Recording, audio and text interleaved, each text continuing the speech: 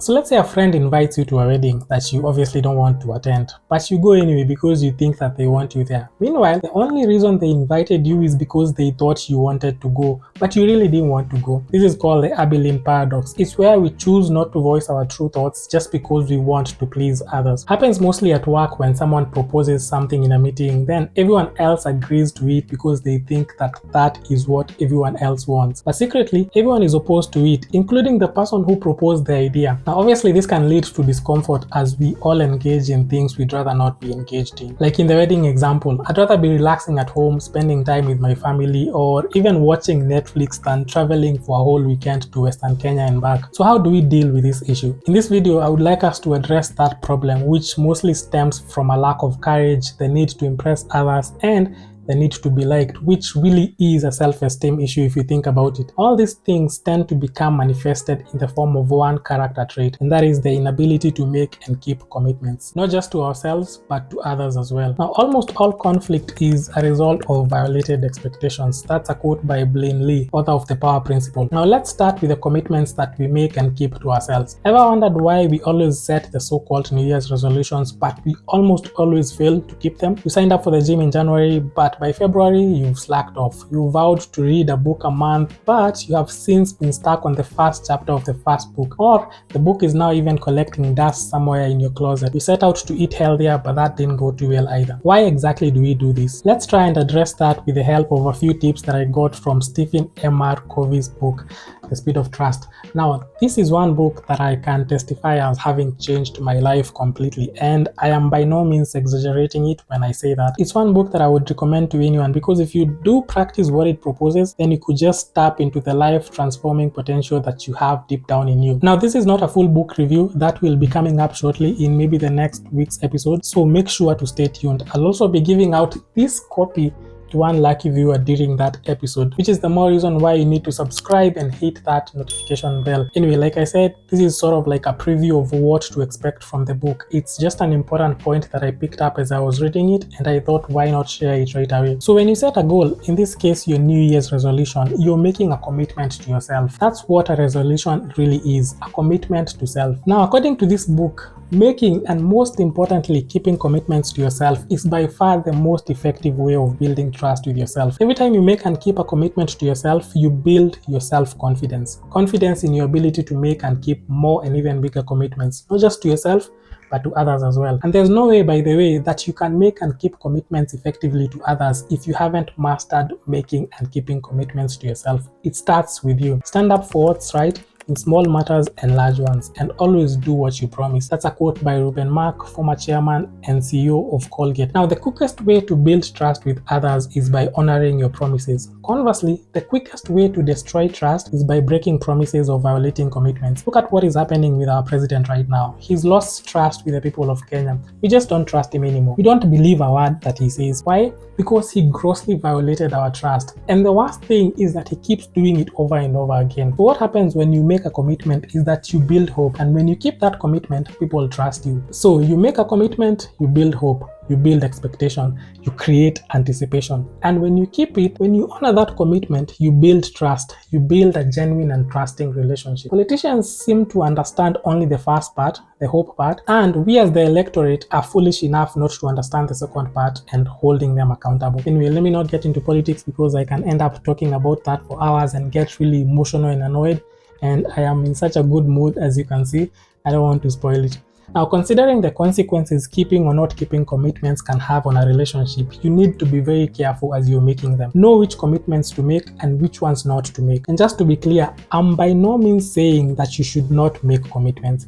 No, commitments are an inevitable part of life, of business, or any other engagement for that matter. What I'm saying is that you need to take them seriously, since they can have such a great impact on your relationships with others. Napoleon Bonaparte once said that the best way to keep one's word is not to give it. This may be true, but it also shows a lack of courage. It's where you're so afraid of breaking commitments that you'd rather not make any commitment to begin with. Furthermore, this approach is not practical in today's world. For people to elect you, you have to make promises of what you will do when you get into office. For a customer to buy from you, you have to assure them that your product is of high quality and that it will serve them well. Commitments help us to pin you down. We can clearly state what you stand for. There are people who have this habit of being so vague in their commitments that you cannot be sure where exactly they stand on an issue. Never do that. Never be that kind of person. Because people sense it, and when they do, they immediately lose trust in you. No one likes the person who plays both sides. It's either you're with us or against us. There is no in between when it comes to making commitments. And I know, law 20 of Robert Greene's 48 laws of power states do not commit to anyone. But this law dictates that you apply it selectively depending, of course, on the context. Besides, the idea behind the law is not to commit to anyone except to yourself. It urges us to maintain our independence and remain in control, which is essentially what making and keeping commitments is all about. Evaluating your priorities, then checking to see if you have room to accommodate the requests made by others and whether you can be able to make a commitment to them or not. Anyway, we'll talk more about the 48 laws of power in a separate episode as we review that book. For now,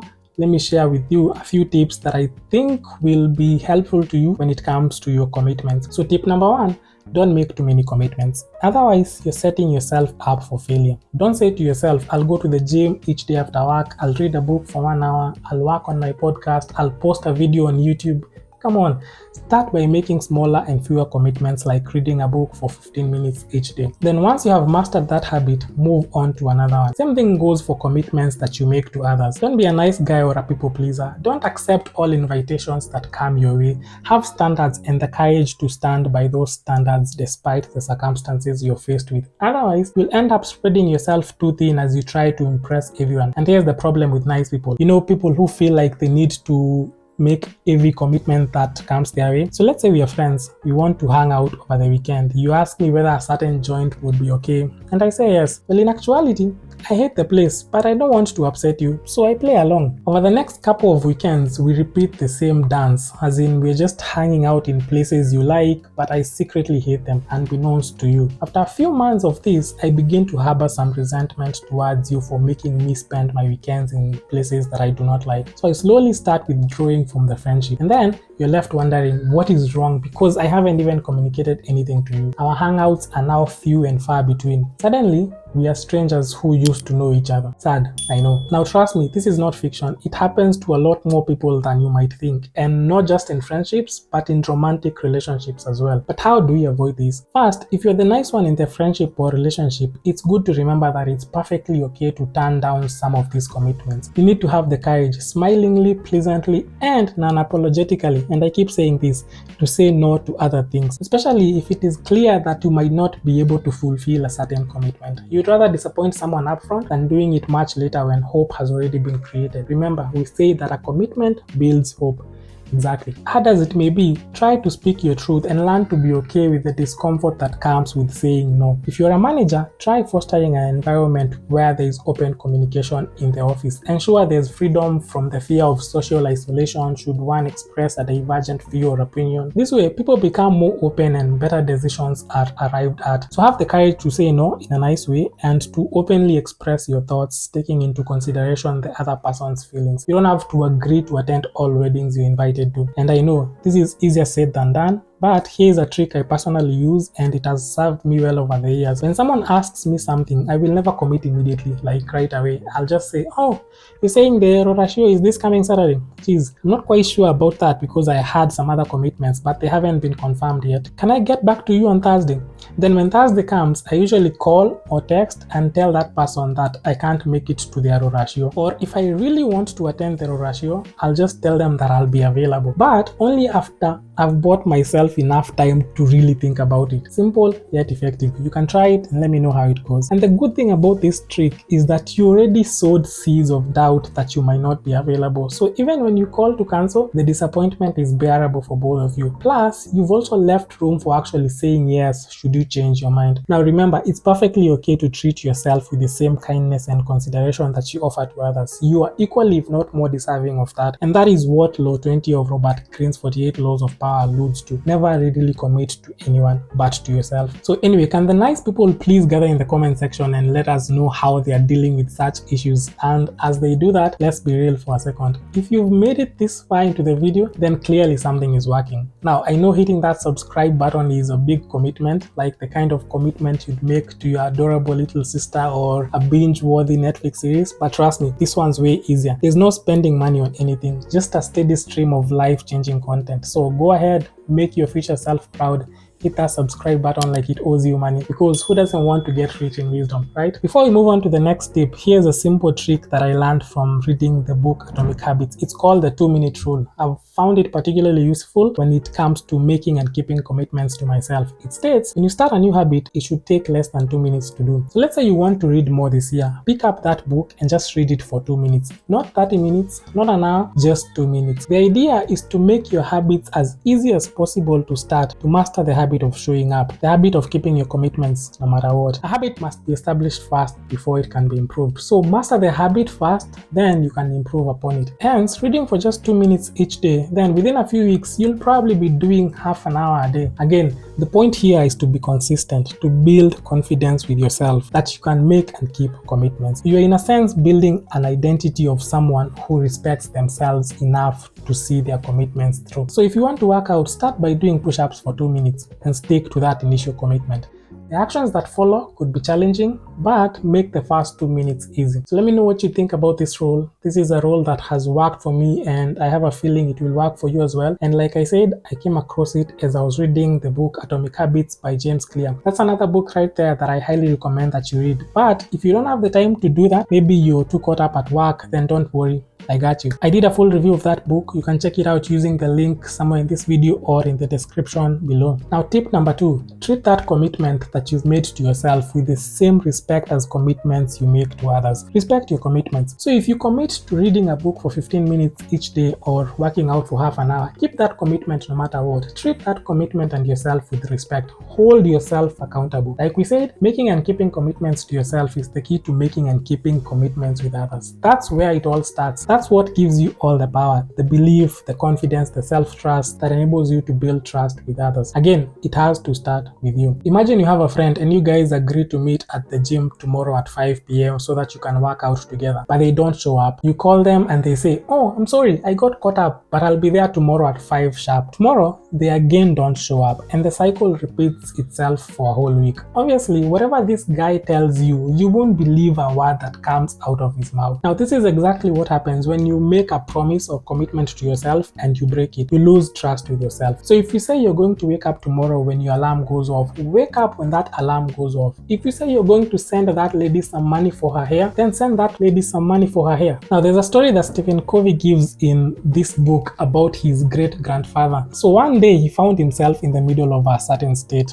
He was a shepherd. The weather was really bad that evening and the wind was extremely violent, and he honestly thought he was going to die. As he curled himself into a ball, he said a prayer and promised God that if he made it through the night, he will build a shelter in that isolated location for others as a sign of his gratitude. Fortunately, he did survive that night, and even though it took him years, he did eventually build that shelter out in the middle of nowhere. Now, for most people, they would have said to themselves, it's crazy to build a shelter out here in the middle of nowhere. It just doesn't make sense. Besides, no one else knows about that commitment except for me and God. But this great-grandfather understood the power of keeping commitments. That shelter that he built years ago still stands in that isolated location to this date, and it is a constant reminder even to his descendants of the importance of fulfilling promises. And who are his descendants? His son is Stephen R. Covey, the author of the 7 Habits of Highly Effective People, and his grandson is Stephen M. R. Covey, the author of this book right here, The Speed of Trust. They've both written many other best-selling books and ended up becoming distinguished speakers. So when you say you're going to do something, go ahead and do it, because people most likely took this as a promise. This is especially so when it comes to family. If you tell your spouse you will send her money for her chama, do it. If you tell your kids you'll bring them lollipops in the evening,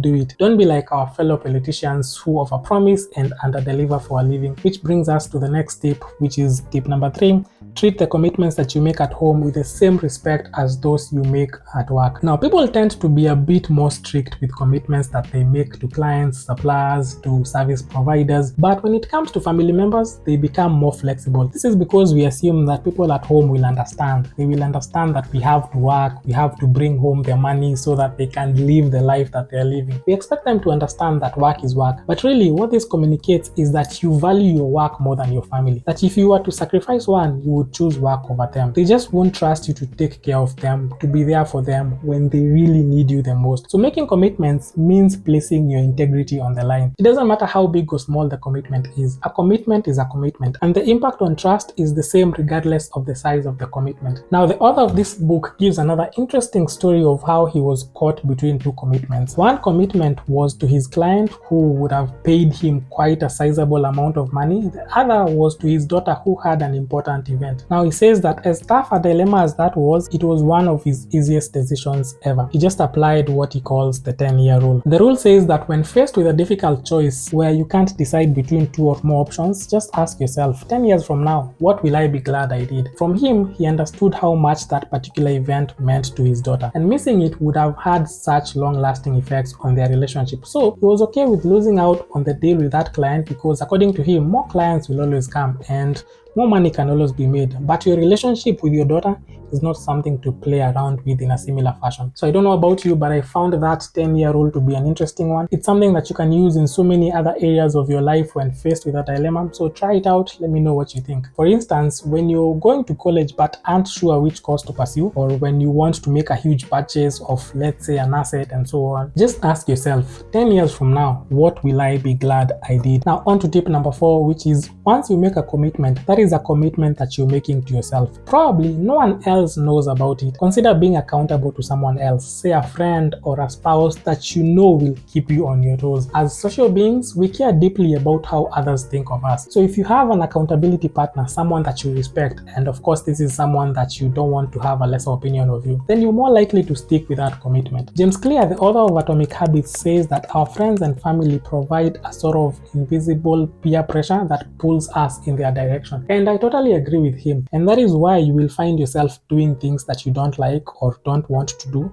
For instance, attending a wedding just because your friends are going. It's the Abilene paradox that we mentioned at the start of the video. As social animals, one of our deepest human desires is to belong to a group, to belong to a community or a tribe. And we do this purely for our survival. This goes back thousands of years during the time of our ancestors, where if you were cast out of the group or the tribe, then chances of you surviving in the world all by yourself are very slim. So in order to survive, you had to fit in with the tribe, which meant following what the tribe does. You'd talk, walk, think, behave, and do everything as the group did it. And James Clear says that behaviors that help us fit in with the group are attractive and therefore easier to adopt. That's why if you join a company where everyone wears a suit and tie, you will most definitely start wearing suits yourself. If you join another company where the dress code is somewhat casual, you will adopt this style as you try to fit in with the tribe. Now, we sometimes end up imitating the habits of those close to us without even thinking, questioning, and sometimes even remembering. Therefore, it would be wise to surround yourself with people who have habits that you want to have yourself. If you want to keep fit,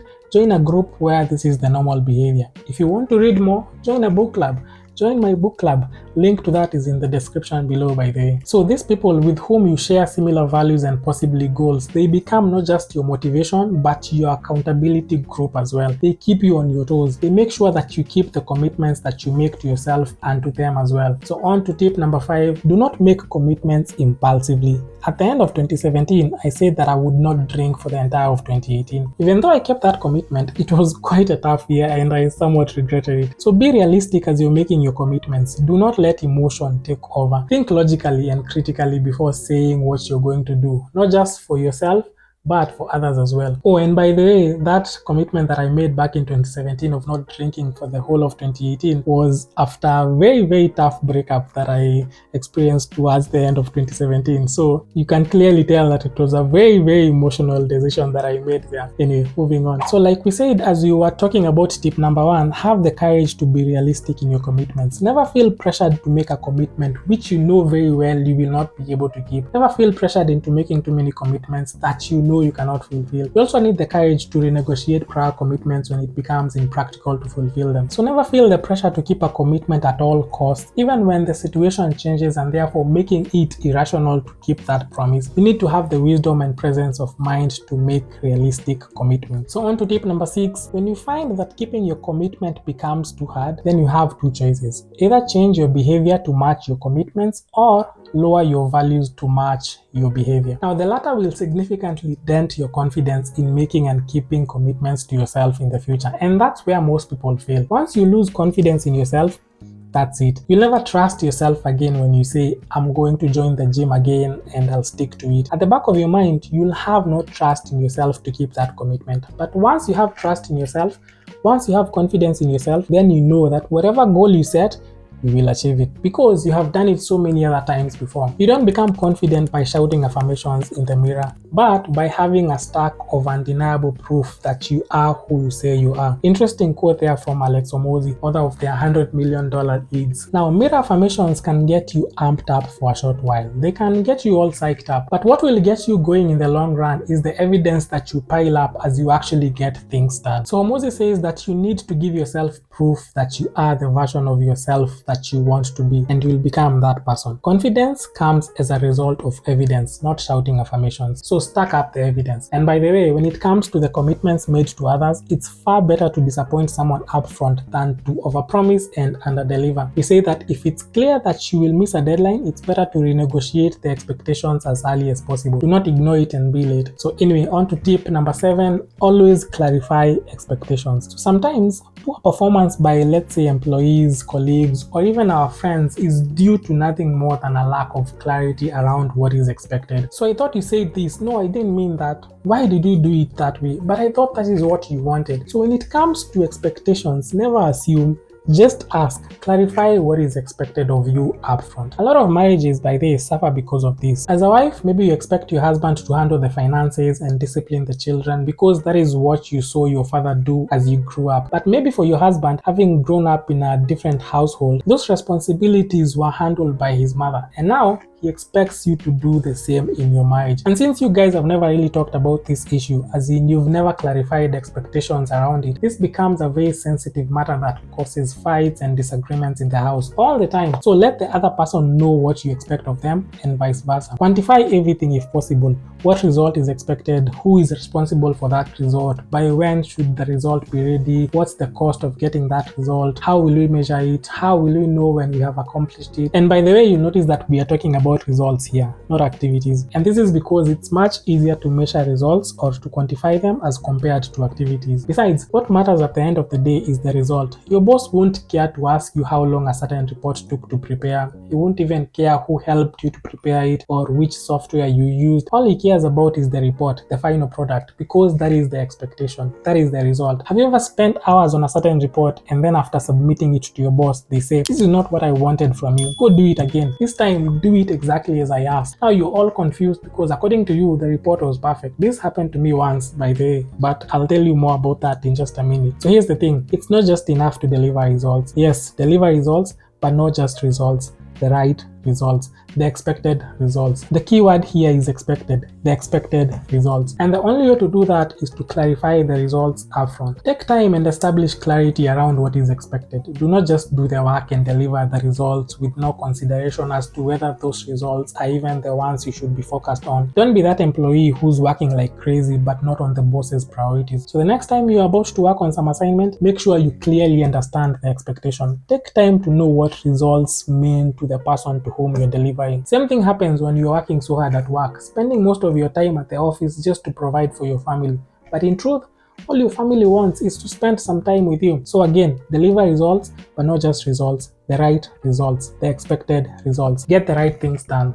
Clarifying expectations. And by the way, clarifying expectations is not such an easy thing to do. It's difficult, and that's why most people don't do it upfront. If we use the example of the married couple, they both expect each other to handle certain responsibilities, yet they never really talked this through. Because it requires courage to be open and express your views on a certain subject, courage to let your expectations known. It also requires consideration in that you need to be understanding of the other person. You need to seek first to understand them and where they're coming from. Then you can get to a decision that both of you are comfortable with. You also need to be clear in communicating your expectations. So let me finish the story I was telling you about my former boss. Now, he would ask you to prepare a certain report, but once you start working on that report, you realize that you didn't even understand much of what he said, or he spoke in such a vague manner that you were left guessing what he really meant, what he really wants done. Now, in our department, we had another lady who had served for over 25 years, so she was the only one who clearly understood what he meant. I guess years of working together just made them understand each other's cues. For the rest of us, we had to just guess and assume, and because we were afraid of him, we were afraid of looking like fools, looking incompetent, we rarely went back to clarify what he really wanted done. Remember, we talked about courage. Now, there's this one time where I prepared a report, which took me all weekend, by the way. Then,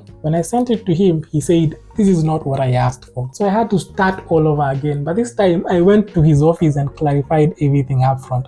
I had learned my lesson the hard way, and from that point on, I vowed never to start preparing a report without first being clear on what was expected of me. So on to tip number 8. As you're clarifying expectations around results, you also need to clarify expectations around timelines. Your boss might ask you for a certain report, which you know very well would need at least a few hours to prepare. But let's say you're busy working on some urgent payments, which if not completed within the day, could cause serious operational hiccups. So instead of putting aside the payments and working on the report that your boss has asked for, you could go to his office and let him know the dilemma that you're in. So more often than not, I've found out that just because your boss asks for something, it doesn't mean that it's urgent. It doesn't mean that they need it right away. Maybe the report he asked for is something he needs for a board meeting that is in like 2 weeks time. So you need to clarify not only the results, but the time when the results should be delivered. You also need to be sufficiently clear in your requests. Now, here I'm talking directly to my former boss. Don't assume that people know what you expect of them. Clarity is power. Always remember that as you communicate with others, clarity is power. Empower your people to do the work by being super clear on what you want done. You can always ask simple questions to check if your communication was clear enough and whether the other person has understood you. You can say things like, "What have you understood from this conversation? What can I do to make things a bit clearer?" As I conclude, please remember to always disclose expectations and discuss them openly. Try as much as possible not to violate promises, because once this happens, trust is affected. You'd rather renegotiate expectations than violating them. Lastly, don't assume that expectations are clear, shared, or obvious. There's this interesting quote that I came across. It says, "Future leaders will be less concerned with saying what they will deliver and more concerned with delivering what they said they would." And I know what you're thinking, that this quote is perfect for our politicians who are always long on talk and short on delivery. While I agree with you, I think the quote also applies to you and I, especially at work and in our relationships as well. It's very easy to make promises and commitments. Very easy, but it's another thing to keep them. Never fall into that temptation. Do not overpromise and then underdeliver. Be realistic in your commitments, and never ever make excuses for not delivering, which is always what our politicians do. You'd rather not make the colorful promises in the first place. Be real, don't overhype. And like I said, the same applies to your relationships. Remember that it all starts with you, the commitments that you make to yourself, the ones nobody else knows about. And if you can't keep commitments to yourself, you're not likely to keep commitments that you make to others. And this therefore means that people cannot trust you to do what you say you will do. You lack integrity. So that's it for this video. Please remember to stick around, because next week I'll be doing a review of this amazing book by Washeke Ndwati Omanga. She's the CEO of Centonomy. The book is called Making Sense. It's a book that can help you on your journey towards financial freedom and independence, which I'm sure for most of us, that is a goal that we have for ourselves. She shares valuable insights on how to start making and keeping commitments to yourself when it comes to your finances. And I have a feeling that these insights will change the way you think, the way you look at, and the way you behave around money. So stay tuned for that. Oh, and on that episode, I'll be giving out this particular book to one lucky viewer.